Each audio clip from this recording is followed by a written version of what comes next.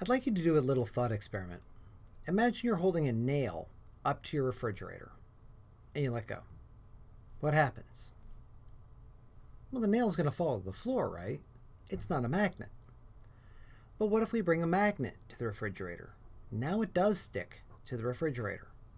Now both those substances, actually all three of those substances we brought up, were magnetic. We can have a nail stick to the magnet. We can have the refrigerator stick to the magnet. But the refrigerator and the nail don't stick to each other. That's setting up a conceptual example of what we're talking about when we talk about ion and induced dipoles. Now, I want to be careful when I say that because we aren't talking about magnets. We're talking about electrons and their interactions at the small scale, and it's purely about plus-minus attractions, not about magnets. But it's a good visual for what we're about to talk about here. And that's because the magnet, as it came close to the refrigerator surface, you brought it closer and closer, and it started inducing a north pole and a south pole in the metal of the refrigerator. By bringing a magnet, you induced a magnet. That conceptually is what we're talking about for ion and induced dipole. Now, this is where I think the hyphen notation can be thrown off for people the most, because you might think of it as being an ion-induced dipole. But that's not how I want you to approach this. Focus on the hyphen separating the two concepts. It's an ion and an induced dipole. So if I bring a plus charge, a full-size plus charge, close to something that has the ability to be induced as a dipole. It started out completely neutral. We brought a big charge close to it, and that tugged the electrons around a little bit, and it made it act like a dipole. Now, an example of that would be iron 2+ sitting in your hemoglobin binding to oxygen, because keep in mind oxygen is going to be O double bonded to O. We'll throw some electrons on that for a Lewis structure. This is going to be the oxygen molecule, totally nonpolar. But it can be induced to have a bit of a dipole, because if I bring that Fe2+, 2+ charges in a little swarm, these electrons are going to get tugged over a little bit further, meaning this side's going to end up having a small positive charge, and this will have a small negative charge. That's an induced dipole. Now, that's what we're describing here. The ion is being tugged, and it's tugging those electrons around. Now, here's another example of that.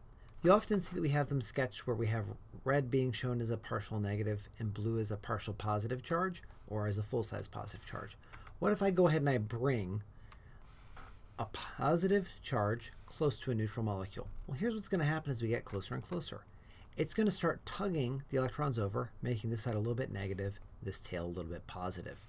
Now we have a partial negative, a small partial negative, but a partial negative nonetheless, attracted to a full-size plus.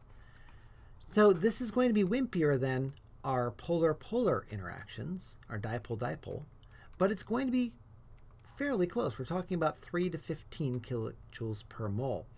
That's a fairly strong interaction. Now this is going to be happening in things that are polarizable. And not all textbooks take the time to describe the term polarizability, but it's a useful concept. Polarizability just means that an atom allows the electron to be tugged around really easily. And so if you have molecules or ions that are really polarizable, it's going to be easy for it to be tugged around. Now, when would that happen? Well, if I have double bonds, that makes it easy to tug them around. If I have a series of double bonds that are alternating, maybe something like this where I've got a carbon here,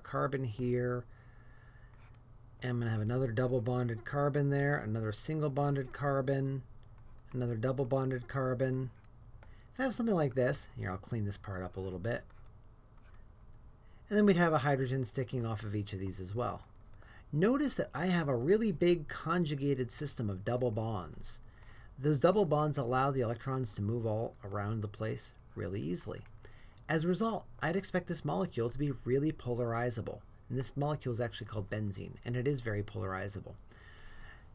That is something I would expect to be able to stick well to something like a positive ion. Polarizability is going to increase for atoms as you go down a group. That's because now you have enough space around the atom, you can start tugging the electron around. You've got more shielding from those inner shell electrons, all of that good stuff. So polarizability has gone larger as we go down the group. It's also getting bigger as we come to the left because we have a smaller effective nuclear charge, a smaller electronegativity, and it means that we can tug the electrons around really easily. Polarizability it says we need to be able to tug the electron wherever we want. It can't be like fluorine, where it's going to keep that electron totally under its control. It's got to be far away from that.